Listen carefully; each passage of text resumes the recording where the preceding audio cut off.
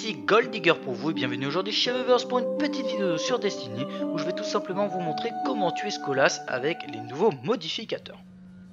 Comme vous le savez, depuis la mise à jour 1.2.0.3, les brûlures abyssales, cryoélectriques et solaires sont tout simplement annulées, il n'y en a plus. Vous aurez donc pour cette semaine par exemple les dégâts des armes principales augmentés et d'ailleurs les déchus vous font aussi plus de dégâts au corps à corps. Pensez donc et n'oubliez pas qu'ils vous tuent d'un seul coup. Alors avant de commencer, il va tout simplement falloir que je vous explique déjà comment l'a-t-on fait et comment l'a-t-on fait plus facilement, c'est tout simplement avec un chasseur et 2 titans. Ce ne sont pas bien sûr des obligations, bien que je vous conseille absolument d'avoir au moins un chasseur et un titan, c'est très important. Je vous explique qu'il y a d'ores et déjà 3 étapes. La première est tout simplement de mettre des dégâts à Skolas jusqu'à l'essence, ensuite jusqu'aux mines et enfin de finir après les mines. Alors comment fait-on? On commence tout simplement par passer par la gauche, le couloir, on traverse pendant l'écran noir, on se rend au bout, on met une bulle arme de lumière avec le titan bien sûr et on met le plus de dégâts possible à Skolas avec le Gjallarhorn si possible et si d'ailleurs on le fait bien, on arrive tout de suite à la deuxième étape. Si ce n'est pas le cas, pas de panique, il faudra tout simplement aller à l'autre bout de la map histoire de lui mettre des dégâts pour l'amener jusqu'à cette deuxième étape. Pour pouvoir en faire ainsi, il faudra bien sûr que le chasseur s'en aille dans la map, qu'il aille chercher ce qu'on appelle la bouboule, qui est tout simplement le serviteur, qui est une sentinelle d'ailleurs je crois dans le jeu, qui vous permettra une fois tué de mettre des dégâts à Skolas pendant une vingtaine de secondes. Il faudra donc que les 2 titans qui sont restés sur place ou autres d'ailleurs en profitent pour mettre un maximum de dégâts à Skolas. Je vous conseille donc à ce moment-là et à cet endroit précis d'utiliser les 2 titans pour mettre des bulles à tour de rôle avec bénédiction de lumière si possible et le don des abysses d'ailleurs qui vous permettra d'avoir ce que l'on appelle une bulle illimitée. Tout simplement parce qu'un titan donnera sa bulle à l'autre et vice versa. Je vais d'ailleurs vous donner un conseil pour cette étape et qui sera valable à toutes les étapes, surtout à celle d'après, elle sera vraiment très importante, ce sera l'une des choses les plus importantes, c'est tout simplement de clean la salle, de tuer tous les mobs avant de mettre des dégâts à Skolas ou d'entreprendre quelque chose qui vous permettra d'y voir plus clair. N'ayez pas peur, je vous rappelle que les vagues d'ennemis ont été patchées et qu'elles n'arrivent qu'à partir du moment où Skolas perd 10% de sa vie. Une fois que vous aurez vraiment compris cette étape, ce sera assez simple d'aller jusqu'à la suite. La suite sera tout simplement l'étape de l'essence. A ce moment-là, n'oubliez pas que vous pouvez DPS Skolas n'importe quand, mais c'est aussi une chose à laquelle il faut faire attention. Vous n'aurez donc plus besoin d'aller chercher la sentinelle pour faire des dégâts à Skolas. Ce que vous aurez par contre, c'est l'essence qui consumera votre vie et qui vous tuera au bout de 30 secondes. Pour ne pas mourir, il faudra simplement la passer à vos alliés qui pourront la passer à un autre allié. Je vous explique donc, vous avez bien compris, si jamais vous donnez l'essence à quelqu'un, vous ne pourrez pas la récupérer juste après. Il faudra que ce soit l'autre allié qui la récupère. L'essence sera donc obligée de passer par vos 2 alliés avant que vous puissiez la récupérer. Attention donc, si l'un de vous meurt, vous comprendrez que le prochain mourra aussi. Et croyez-moi, cette essence, vous finirez par la détester. C'est simple, elle vous obligera à vous organiser par la suite. La suite, vous la connaissez, il s'agit tout simplement de désamorcer les mines qui apparaissent dans la map. Pour ceux qui ne connaissent pas, vous verrez au début, ce sera difficile, mais vous connaîtrez vite le spawn des mines puisqu'il n'y en a que 3. L'une des mines se trouve à un bout de la map, la deuxième à l'opposé de la map et la troisième tout simplement au milieu de la map. Comme je le disais, il faudra donc vous mettre d'accord puisque Skolas va faire apparaître les mines à partir du moment où il arrivera à la moitié de sa vie. La stratégie consiste donc à faire en sorte que le chasseur porte encore l'essence sur lui au moment où vous amenez Skolas à la moitié de sa vie. Si vous avez bien compris, ce qui va se passer, c'est tout simplement le fait qu'il va déclencher les mines, que le chasseur va donner son essence et qu'il va pouvoir partir désamorcer 2 mines alors que ce seront les 2 autres alliés qui eux porteront l'essence. Dans tout ça, avant d'amener Skolas à la moitié de sa vie et donc de déclencher les mines, n'oubliez pas de cleaner la map, donc de tuer tous les mobs, ce qui vous facilitera largement la tâche et ce qui permettra au chasseur de partir sur les mines sans se faire toucher par les ennemis. Et qui plus est, de ne pas utiliser son super, ce qui est vraiment très important. Pour vous l'expliquer, le chasseur part juste après avoir donné l'essence. Vous aurez donc un titan qui prendra l'essence pendant environ 25 secondes et le deuxième titan qui prendra ensuite l'essence aussi pendant 25 secondes. Ce qui laissera tout simplement le temps au chasseur, c'est qu'il lui laissera 50 secondes pour désamorcer 2 mines et le temps de revenir. Attention, il est fort probable que l'un des deux titans meurt puisque ce sera le chasseur qui devra récupérer l'essence alors qu'il ne sera pas encore revenu. À ce moment-là, pas de panique, il vous suffira de réanimer votre coéquipier, de tuer tous les mobs, d'attendre un peu, récupérer vos super, récupérer votre vie et refaire des dégâts à Skolas pour qu'il lance la deuxième étape de mine. Donc il faudra tout simplement recommencer ce que vous aviez fait juste avant. Si vous avez tout suivi comme il se doit, vous serez donc à la dernière étape, vous aurez passé les 2 vagues de mines et vous n'aurez plus qu'à tuer Skolas tranquillement en bien sûr faisant attention aux ennemis. Il n'y aura plus rien qui vous gênera à part l'essence bien sûr qui restera et vous pourrez largement profiter de votre stratégie. Je vous conseille bien sûr de tester pas mal de choses. Si jamais vous n'avez qu'un titan, je peux aussi vous proposer de tourner, de faire des tours de map tout en tuant les ennemis. C'est bien sûr beaucoup plus long, mais croyez-moi, c'est beaucoup plus safe.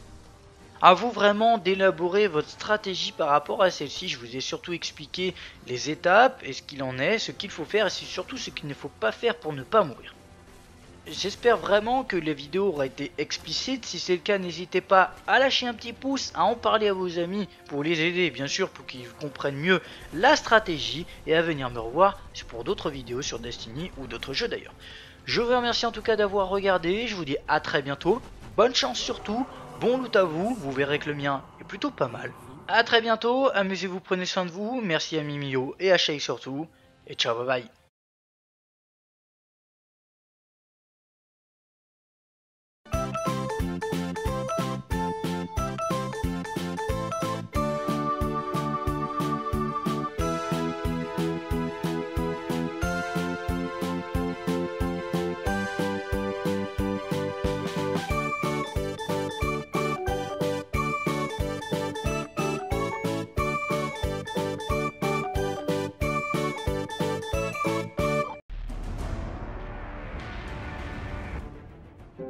Ici Gold Digger pour vous et bienvenue aujourd'hui chez Weavers pour une petite vidéo sur Destiny où je vais tout simplement vous montrer comment tuer Skolas avec les nouveaux modificateurs. Comme vous le savez, depuis la mise à jour 1.2.0.3, les brûlures abyssales, cryoélectriques et solaires sont tout simplement annulées, il n'y en a plus. Vous aurez donc pour cette semaine par exemple les dégâts des armes principales augmentés et d'ailleurs les déchus vous font aussi plus de dégâts au corps à corps. Pensez donc et n'oubliez pas qu'ils vous tuent d'un seul coup. Alors avant de commencer, il va tout simplement falloir que je vous explique déjà comment l'a-t-on fait et comment l'a-t-on fait plus facilement, c'est tout simplement avec un chasseur et 2 titans. Ce ne sont pas bien sûr des obligations, bien que je vous conseille absolument d'avoir au moins un chasseur et un titan, c'est très important. Je vous explique qu'il y a d'ores et déjà 3 étapes. La première est tout simplement de mettre des dégâts à Skolas jusqu'à l'essence, ensuite jusqu'aux mines et enfin de finir après les mines. Alors comment fait-on? On commence tout simplement par passer par la gauche, le couloir, on le traverse pendant l'écran noir, on sort l'essence. Dans tout ça, avant d'amener Skolas à la moitié de sa vie, et donc de déclencher les mines, n'oubliez pas de cleaner la map, donc de tuer tous les mobs, ce qui vous facilitera largement la tâche, et ce qui permettra au chasseur de partir sur les mines sans se faire toucher par les ennemis. Et qui plus est, de ne pas utiliser son super, ce qui est vraiment très important. Pour vous l'expliquer, le chasseur part juste après avoir donné l'essence. Vous aurez donc un titan qui prendra l'essence pendant environ 25 secondes et le deuxième titan qui prendra ensuite l'essence aussi pendant 25 secondes. Ce qui laissera tout simplement le temps au chasseur, c'est qu'il lui laissera 50 secondes pour désamorcer 2 mines et le temps de revenir. Attention, il est fort probable que l'un des 2 titans meurt puisque ce sera le chasseur qui devra récupérer l'essence alors qu'il ne sera pas encore revenu. À ce moment-là, pas de panique, il vous suffira de réanimer votre coéquipier, de tuer tous les mobs, d'attendre un peu, récupérer vos super, récupérer votre vie et refaire des dégâts à Skolas pour qu'il lance la deuxième étape de mine. Donc il faudra tout se rendre au bout. On met une bulle arme de lumière avec le titan bien sûr, et on met le plus de dégâts possible à Skolas avec le Gjallarhorn si possible. Et si d'ailleurs on le fait bien, on arrive tout de suite à la deuxième étape. Si ce n'est pas le cas, pas de panique, il faudra tout simplement aller à l'autre bout de la map, histoire de lui mettre des dégâts pour l'amener jusqu'à cette deuxième étape.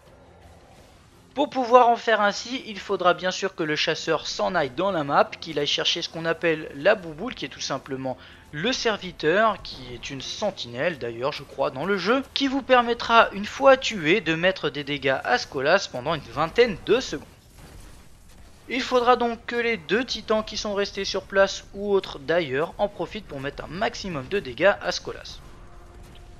Je vous conseille donc à ce moment-là et à cet endroit précis d'utiliser les deux titans pour mettre des bulles à tour de rôle avec bénédiction de lumière si possible et le don des abysses d'ailleurs qui vous permettra d'avoir ce que l'on appelle une bulle illimitée. Simplement parce qu'un titan donnera sa bulle à l'autre et vice versa. Je vais d'ailleurs vous donner un conseil pour cette étape et qui sera valable à toutes les étapes, surtout à celle d'après, elle sera vraiment très importante, ce sera l'une des choses les plus importantes, c'est tout simplement de clean la salle, de tuer tous les mobs avant de mettre des dégâts à Skolas ou d'entreprendre quelque chose qui vous permettra d'y voir plus clair. N'ayez pas peur, je vous rappelle que les vagues d'ennemis ont été patchées et qu'elles n'arrivent qu'à partir du moment où Skolas perd 10% de sa vie. Une fois que vous aurez vraiment compris cette étape, ce sera assez simple d'aller jusqu'à la suite. La suite sera tout simplement l'étape de l'essence. À ce moment-là, n'oubliez pas que vous pouvez DPS Skolas n'importe quand, mais c'est aussi une chose à laquelle il faut faire attention. Vous n'aurez donc plus besoin d'aller chercher la sentinelle pour faire des dégâts à Skolas. Ce que vous aurez par contre, c'est l'essence qui consumera votre vie et qui vous tuera au bout de 30 secondes. Pour ne pas mourir, il faudra simplement la passer à vos alliés qui pourront la passer à un autre allié. Je vous explique donc, vous avez bien compris, si jamais vous donnez l'essence à quelqu'un, vous ne pourrez pas la récupérer juste après. Il faudra que ce soit l'autre allié qui la récupère. L'essence sera donc obligée de passer par vos deux alliés avant que vous puissiez la récupérer. Attention donc, si l'un de vous meurt, vous comprendrez que le prochain mourra aussi. Et croyez-moi, cette essence, vous finirez par la détester. C'est simple, elle vous obligera à vous organiser par la suite. La suite, vous la connaissez, il s'agit tout simplement de désamorcer les mines qui apparaissent dans la map. Pour ceux qui ne connaissent pas, vous verrez au début, ce sera difficile, mais vous connaîtrez vite le spawn des mines puisqu'il n'y en a que 3. L'une des mines se trouve à un bout de la map, la deuxième à l'opposé de la map et la troisième tout simplement au milieu de la map. Comme je le disais, il faudra donc vous mettre d'accord puisque Skolas va faire apparaître les mines à partir du moment où il arrivera à la moitié de sa vie. La stratégie consiste donc à faire en sorte que le chasseur porte encore l'essence sur lui au moment où vous amenez Skolas à la moitié de sa vie. Si vous avez bien compris, ce qui va se passer, c'est tout simplement le fait qu'il va déclencher les mines, que le chasseur va donner son essence et qu'il va pouvoir partir désamorcer deux mines, alors que ce seront les deux autres alliés qui eux porteront